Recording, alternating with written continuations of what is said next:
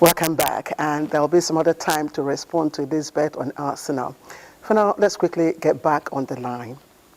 Now, 6 years ago, Katsumi Suleiman and her other siblings, alongside their parents, were taken away by Boko Haram terrorists after a devastating attack on their community and separated them in the course of the unimaginable ordeal. Now, in a heartwarming turn of events, the siblings have finally been rescued and reunited with family members. And this is courtesy of the International Committee of the Red Cross and Crescent in Maiduguri. But while this ignites a wave of relief and joy among family members, the search for their parents continues. Mohammed Abubakar reports.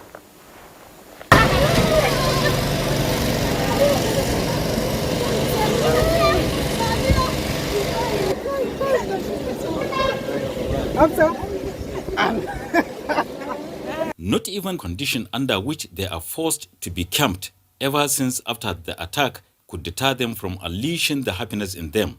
Thanks to the return of 3 members of the family facilitated by the Maiduguri office of the International Committee for the Red Cross, a merciless attack on Cross Kawa, Kukawa local government area of northern Borno, scattered the inhabitants with everyone scurrying for safety through every available way, including 16-year-old Kaltume's family before reaching Jabulam, a border community with Chad. Soon after that, the insurgents launched another attack that forced them to separate with their mother till death. Kaltume's age notwithstanding, she was forced to, beginning from that day, play the role of father and mother to her younger siblings, the smallest, now 6 years old. On that fateful day, I could remember seeing dozens of gunmen suspected to be Boko Haram who came to our village shooting sporadically. Our mother is still missing. When asked of her ambition in life in spite of her ordeal, her response, my ambition in life is to become either a health worker, a doctor I can say, or a humanitarian worker. Before the incident, I was in junior secondary school with my studies progressing without any hitch.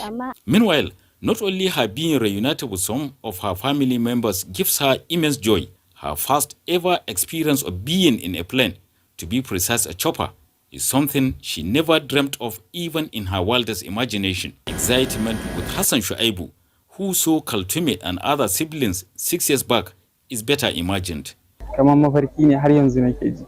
It's too real to be true that we have reunited with one of us, Kaltume, and other siblings, having missed seeing them for 6 years owing to that unfortunate attack. To be honest, we have lost all hope of reuniting with them. We are still hoping and praying that one day we will get reunited with our parents too that are still missing. Lillian Dube is part of the ICRC team in the Northeast that helped using key details that the siblings had been able to remember. So far in Nigeria, ICRC has registered over 24,000 people who have separated with their families. And the ICRC works with the National Society to help families to search for those families in different areas of Nigeria or sometimes outside of Nigeria. We do this by registering their cases and sharing with the places where they think the families could be found.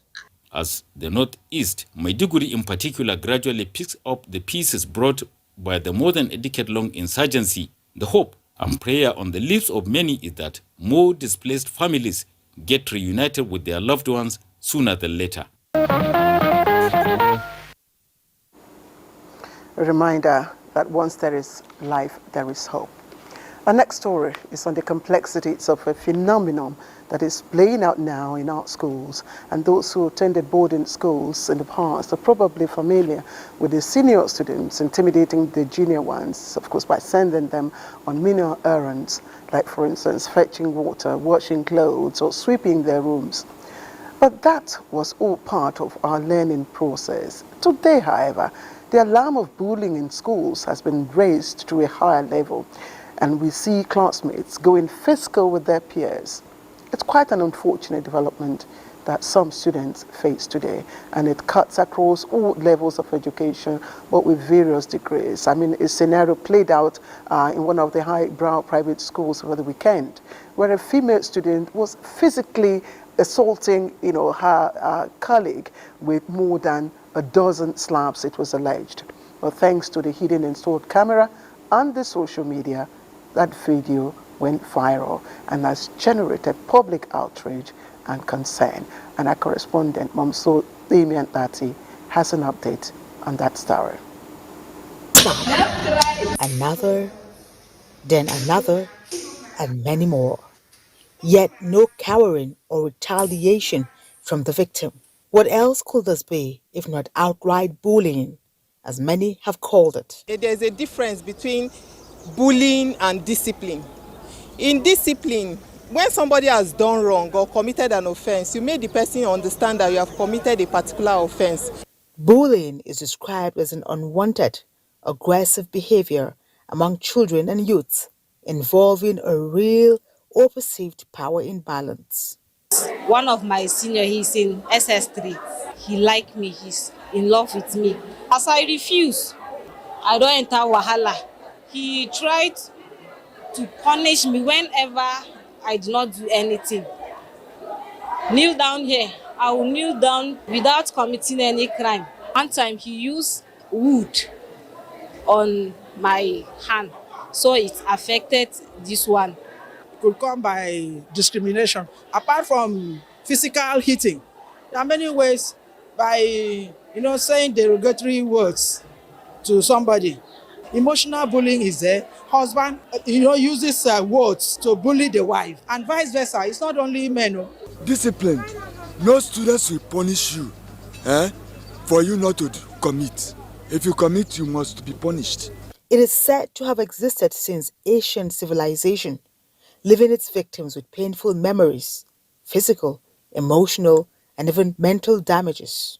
If you bully, you are tormenting the person you are bullying. And so, the person is affected psychologically. Bullying can be verbal, cyber, social, and physical, which happens to be the case of the student of the British International School, Abuja, attracting reactions and attention from diverse quarters, including federal government officials. When she started asking me questions, she was slapping me. Let us decide how are we going to sort this issue out concerning this girl and what she has gone through. This is Daniel's own. No, this is my son. I won't accept it. Definitely. In the same school? Yeah. What's going on now? If we are doing all the efforts, provide them NTA and in order to allow the education to continue. Here we are at Leeds British International School, Abuja, and it's obvious that the school has been shut down. All attempts to get the management of the school proved abortive. I was asking him that what happened for this school today that they not open. He said a long story. Lessons learned. An apology from the alleged bully. I'm sincerely sorry for what I did to Namtira. I'm also apologizing to all you people outside. Instant intervention by the school management. The actions of our students that were a part of the trending videos. We will provide needed support to the victim. Thanks to social media, creating awareness and giving firsthand the situation of events as they unfold.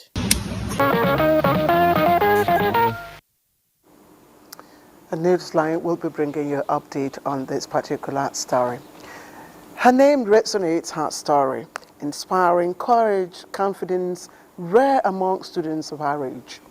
Now, less than 2 weeks ago, Confidence, Equim, and her siblings were involved in a fire incident which has kept her 4 siblings still receiving treatments in the hospital. Undeterred by her incapacitation and confident in her achieving her educational dreams, Confidence will choose to write the 2024 Unified Tertiary Matriculation Examination against all odds.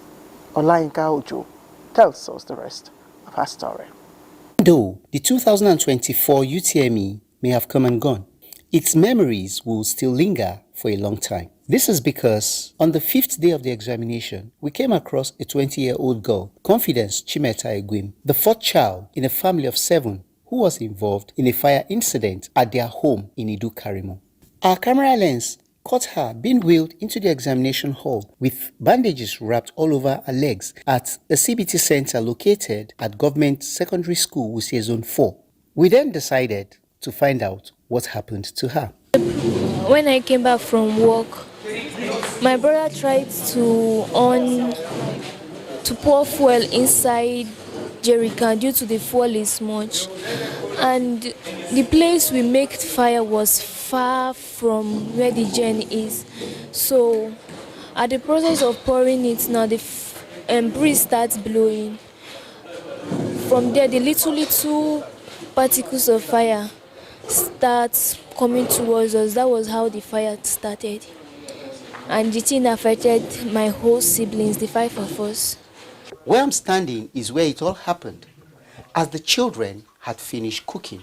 Living up to her name, she was confident in the examination hall. She says she doesn't want to miss the opportunity of studying her dream course. No matter what the enemy do, I will still sit for my exam. And I want to study public administration in University of Nasarawa, that means in Kefi. The fire incident affected 4 of our other siblings who are also receiving treatment in the hospital. I was the only guy at the area. They were calling me, Tole is best, please, oh, come. Fire, fire, fire. I was just like, I was scared. What's happening? So they said it's towards the house side. So I have to run there. I saw the flame was much. I was even confused. I was just like, we have to even climb the fence. You know, the backyard is a very small place. Before we break a part of wall to see whether we'll be able to quench the fire. All of a sudden, we see that the water is not even reaching itself. As if the more we pour, the more we are wasting our strength. All we knew was there was a shout for help. So we ran there, and then we met the fire incident. Seeing her accompanied by her father and a nurse, we asked if it was appropriate to bring her in that state to write the examination. The wound has stayed for about a week, and I think we have gotten to a stage where we can expose her to actually the environment, okay, because if medically speaking, we are the ones managing the wound, and we know the stage where we can allow her to be exposed. And you can see the wound is properly covered, it is properly dressed with every form of antibiotic, and she's on medications that is going to make her resistant to every form of infection that might come up. She has been worrying me under and under sun, no matter the wound. She must surely come and ride this alone. They don't want to allow this year to slip by, to go to elude her. And that's why I decided that there's nothing, as far as she has professed that I should do it, I have to do it to satisfy her. The irony of it all is that while candidates who are hale and hearty come late for examination and were not allowed, confidence was at the examination center before schedule. For her mother, I want Nigeria to help me and my family to fulfill our children's destiny, because we are already prepared them to become somebody in future. But now, the fire has already destroyed their life. We spend all our money to make sure they succeed. A very good lesson for every one of us. You're watching Newsline on the network service of the Nigerian Television Authority. There is a commercial break on the line. We'll be right back after that. Do stay on the line.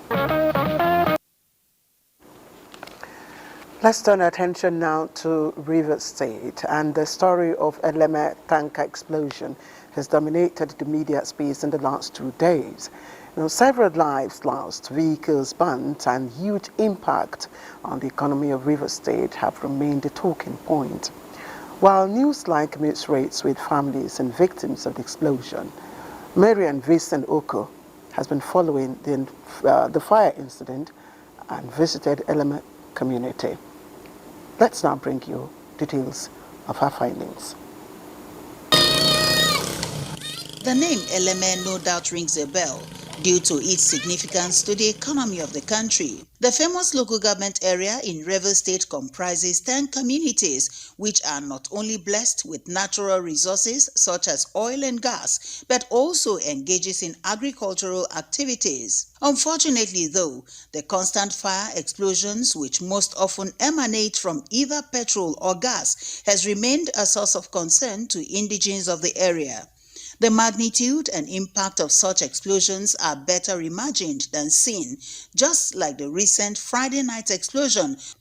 We are in a big shock because that the incident that happened to both members of my subjects, my community, and also North Indigens and other Nigerians that they are coming to work. Here's an industrial environment where activities of the federal government and one of the economic strength of the federal government is here. Families have been affected, and what do I have to say?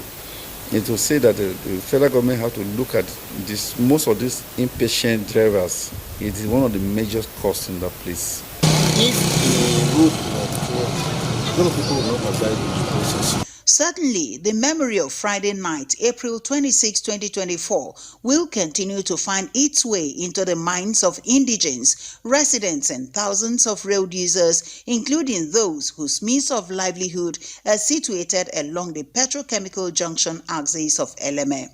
Families of those whose destinies were truncated by that devastating fire explosion will continue to wish it never happened. We are mourning because people coming to our own community to live and do business, we are happy with them. But when we see this kind of thing happen in Eleme land, Eleme people are crying. Eleme people are feeling sad.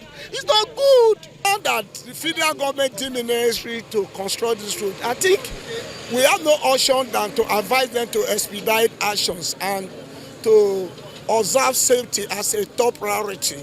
While the actual number of fatality recorded in the tanker explosion incident is yet to be determined, about 74 vehicles have been counted to be burnt, excluding those that were burnt beyond recognition. While the people are still mourning their losses, the visit of the Yaba State Governor Siminalayi Fubara and his deputy for them is something to hold on to.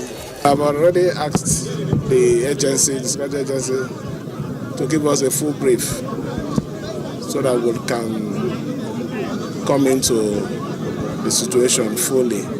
Although normalcy has been restored in the area, the clarion call from the people still remains: proper examination of the mental health of drivers of these heavy-duty vehicles by their employers to forestall the kind of accident that resulted in this fire explosion, which was clearly avoidable.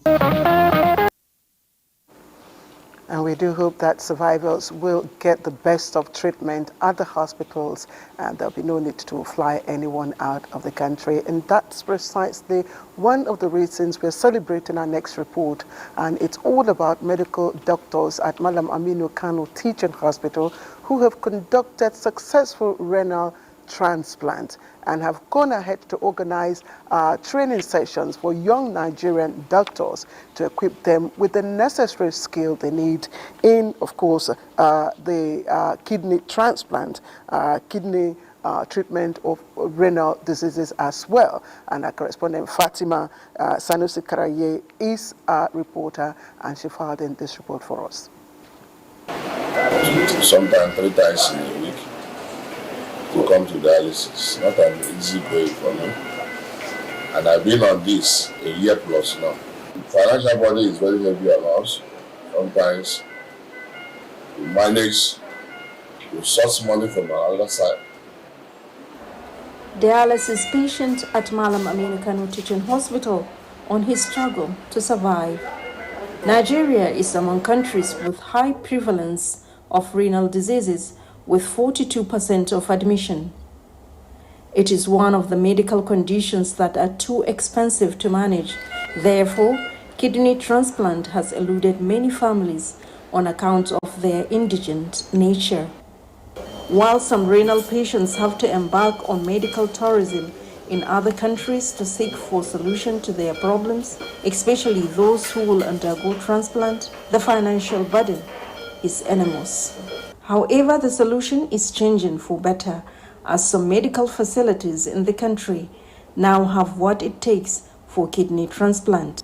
This feat is one of the major medical breakthroughs at the Malam Aminu Kano Teaching Hospital, having conducted kidney transplant for more than 100 patients in the past. Kidney transplant started at Aminu Kano Teaching Hospital in 2002, and we have saved lives. We have done close to 100 transplants, and our patients are doing well. 2 of my patients that got transplant here are now professors. The recent transplant was conducted by a team of medical doctors invited from selected university teaching hospitals. But once you are doing transplant, you have to now employ methods of prevention, since prevention is better than cure. We also carry out research to find out the causes of this kidney disease, chronic kidney disease, and also institute measures to reduce its incidence.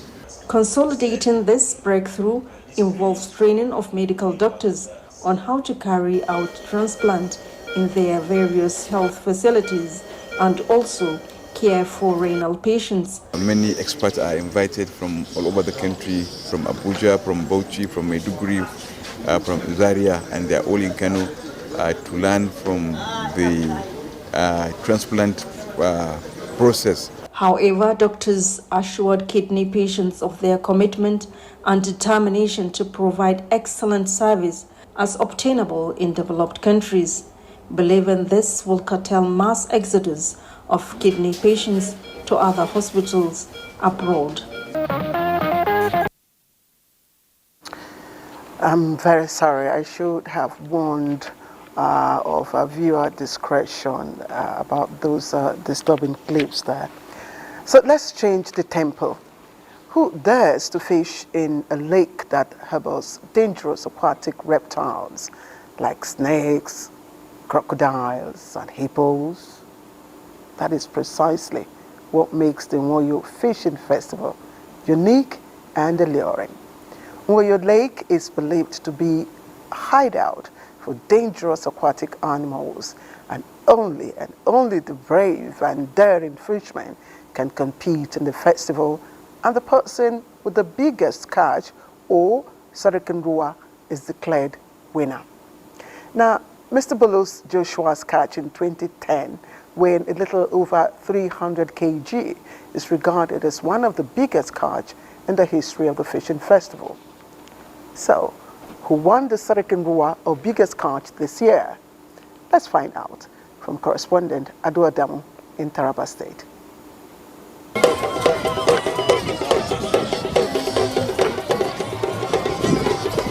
The Oyo International Fishing Festival has not only brought back the cultural significance of fishing, but also revitalized tourism in Yaba State. This festival has a very long-standing history, which a lot of people know that this history has a reviving way of uniting the people of Yaba State together. Dignitaries from all walks of life, including the former Minister of Defense General Yakubu Danjuma, Governor of Adamawa State Ahmadu Umaru Fentiri, attended the event. In a show of support, they pledged to assist the Yaba State government through partnership arrangement to further develop the tourism sector. The Oyo Fishing Festival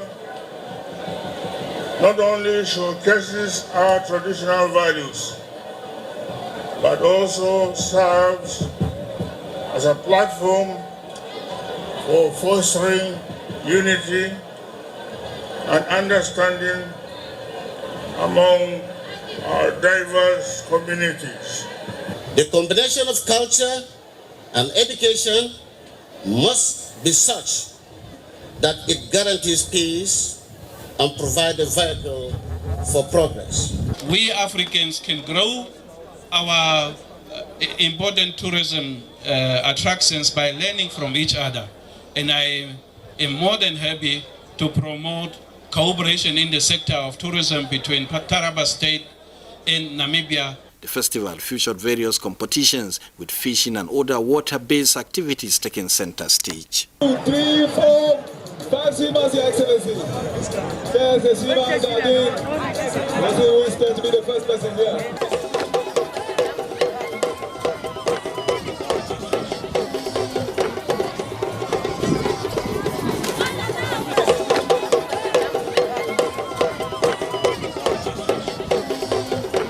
Participants showcased their skills and competed for the ultimate prize.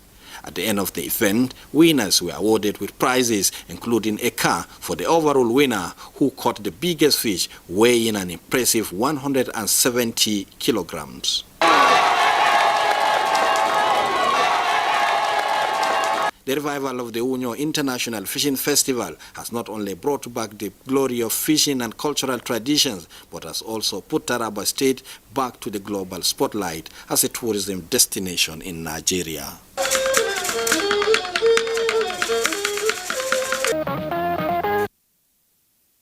Well, Mr. Bulu's Joshua's record remains unbeaten with that biggest catch this year. Now, I'm just wondering what prompted my colleague Jonathan Omajali to attend the cultural ceremony meant for only young virgins. Now, the Uwiya Osase Cultural Festival in Magongo, Oguri Magongo local government area of Kogi State, is meant to check promiscuity among teenage girls and also encourage young maidens to preserve their sexual status. I believe the question Jonathan is asking in this report, he filed in for us, is should virginity be a yardstick for participation? Should a person's worth and eligibility in a cultural event or any other purpose for that matter be determined by their sexual history? First, let's have Jonathan share his unique experience at that festival.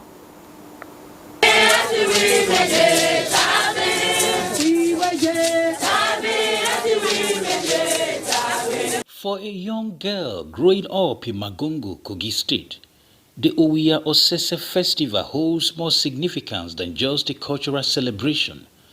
It's a day she eagerly anticipates, knowing that it marks her transition into womanhood, adorned with a crown of chastity.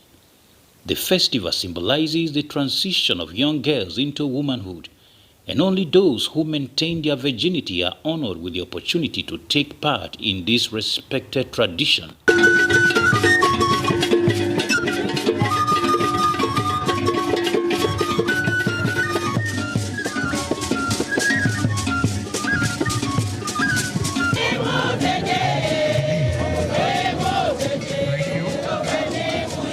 Today we are celebrating the virginity purity of our maidens.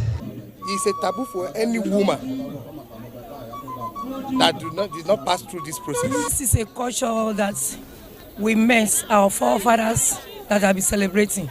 The purpose of this great event is to groom young maidens so that they do not go or deviate away from the path of greatness and glory. The few individuals are privileged to participate in and be initiated into manhood.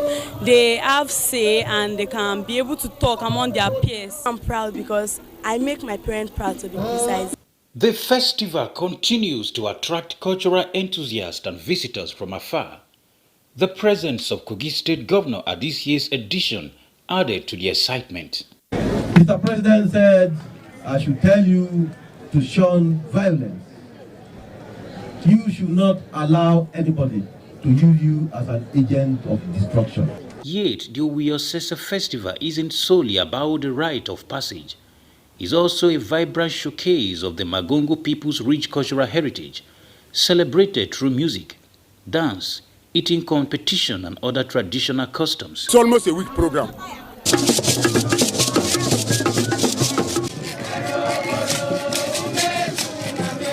Amidst the moral decadence plaguing many modern societies, parents and guardians cherish this ancient tradition as a guiding light for young girls.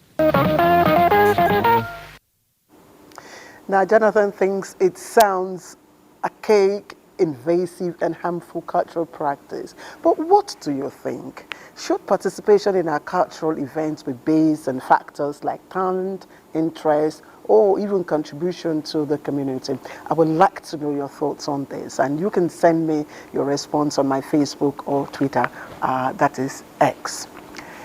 Let me take you to Jos, and there are people rooted in tradition, bold and fearless, with deep sense of togetherness. Now, these are the Tarok people of Langtang in Plateau State. One of the events that draws every Tarok son and daughter home is the annual cultural festival tagged Ilumo Tarok, and Caleb Kuching witnessed this year's edition, which he says came with a unique touch. The Langtang Mini Stadium is the venue with every space overtaken by people from all walks of life.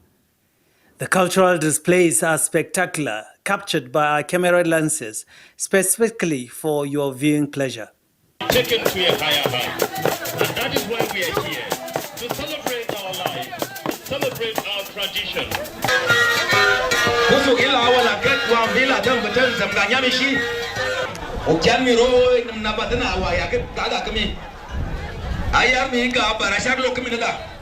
You do not need to be in Langtang to relish some of the traditional artifacts of the people, as we also had the privilege of visiting the gallery. The messages came in torrents, but the core of them is commendation to the Tarok nation for their unity of purpose when it comes to the development of their land. The speakers applaud the initiative of the Tarok to float a university in the area, calling on all to work towards its success. We tolerate a lot. So what you are going to see is culture of courage, Christianity, and accommodation. It's not just a matter of exhibiting our culture, but it has taken a new turn by introducing developmental stance. Tarok people and Plateau people are known to be peace-loving people. So let's continue with this tradition. And coming together like this is good. It's, we come across different clans to celebrate our common heritage.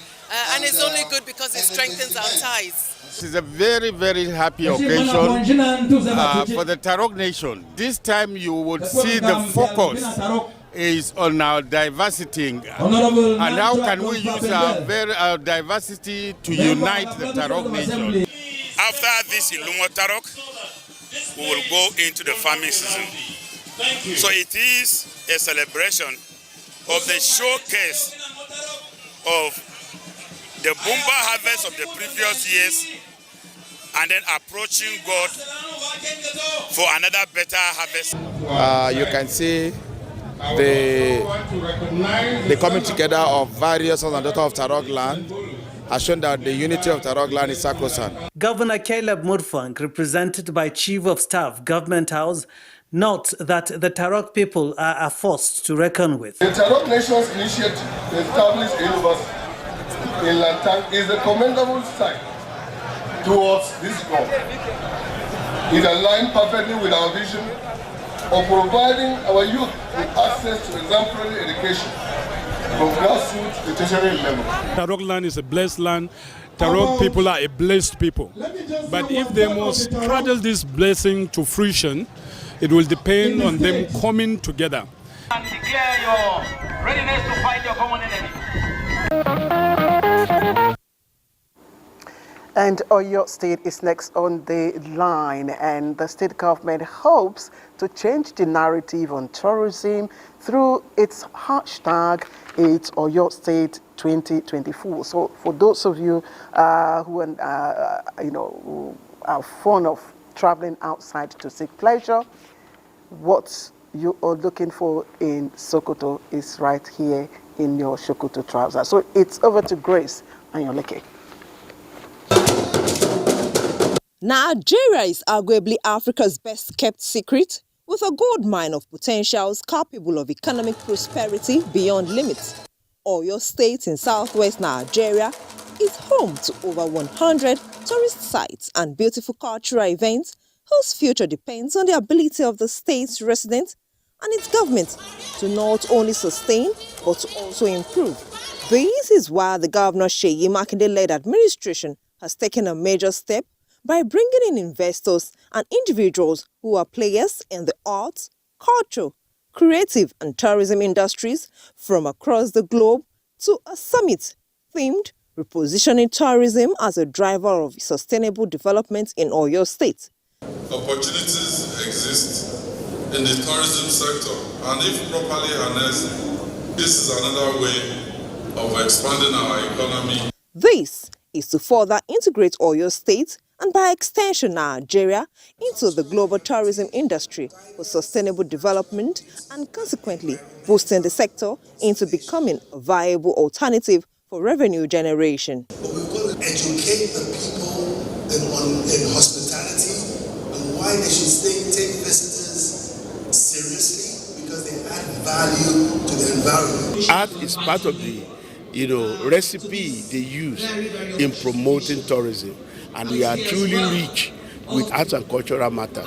The largest television in Africa is already motivated to partner with the state government in ensuring that tourism in Oyo State is one of the driving force of growth. In my university, we have the Department of Hospitality and Tourism, whereby we expose our students to tourism and sustainable development. People visit different type of places.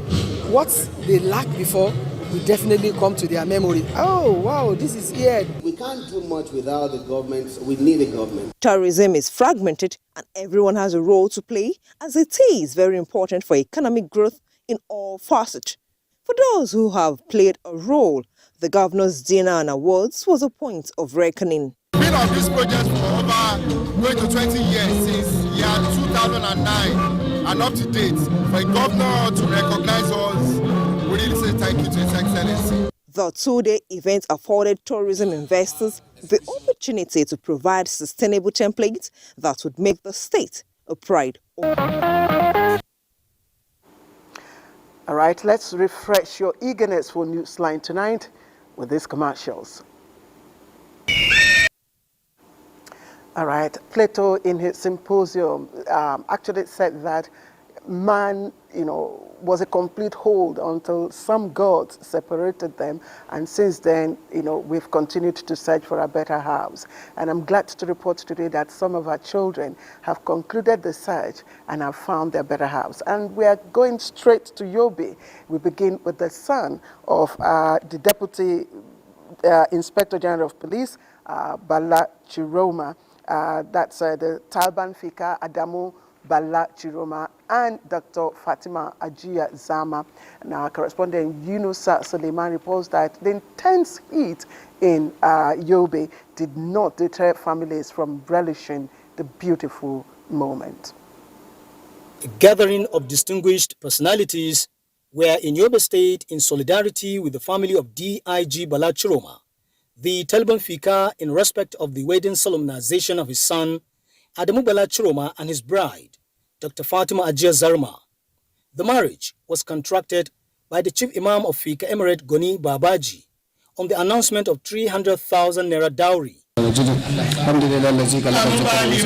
With all the necessary rituals done to strengthen their bond as husband and wife, then comes words of advice to the happy couple from relations, friends and well-wishers.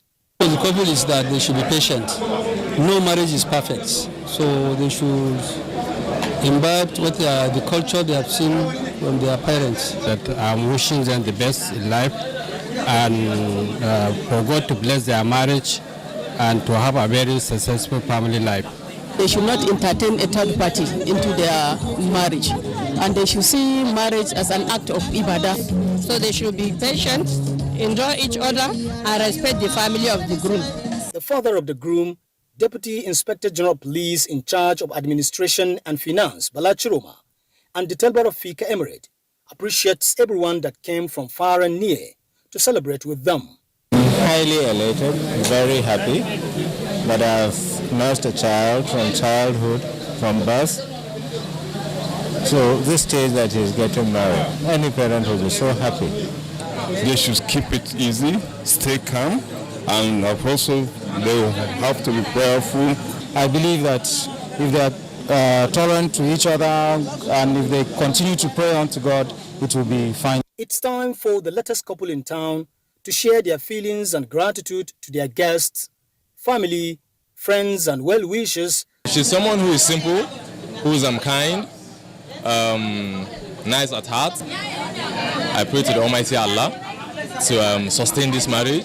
He's a very nice, caring, and a loving person, and I wouldn't have chosen anybody to do this with other than him. Something that, like an office, if I'm tired of this place, I will look for a transfer to go to the other office. This is something that's going to last forever, so they have to be patient with each other. And I wish Fatima a very happy married life. The celebration continued with series of activities organized by the couple parents and friends to make it a memorable event in the history book of the Talban Fika family.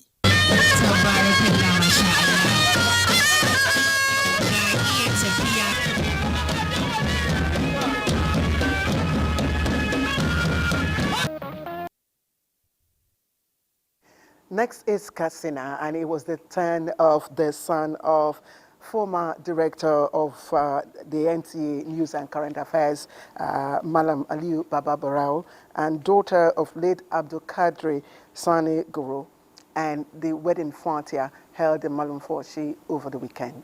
Suleiman Guduki reports.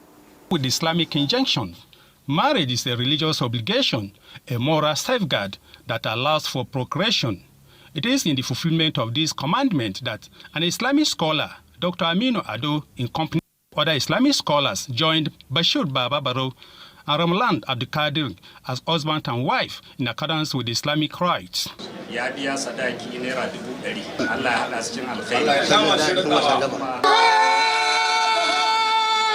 Fulfilled parents and excited well-wishers admonished the couple to put the fear of Allah first in their affairs, trust and have respect for one another, as well as remain prayerful. This is a period that one should give, should glorify Allah subhanahu wa ta'ala for this golden opportunity.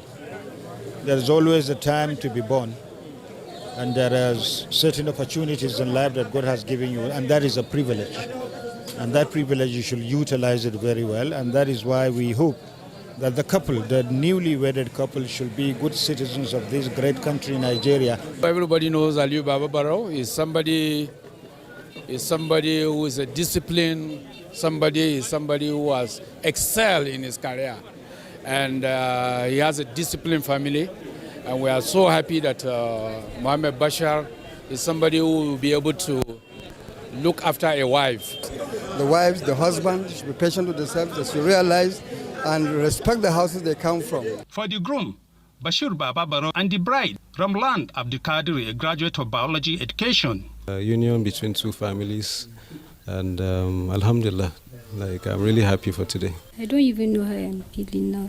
Alhamdulillah. As the tradition demands, shortly after the wedding fatia, the groom, accompanied by his friends, paid a thank you visit to the bride's family in appreciation of the marriage fulfillment.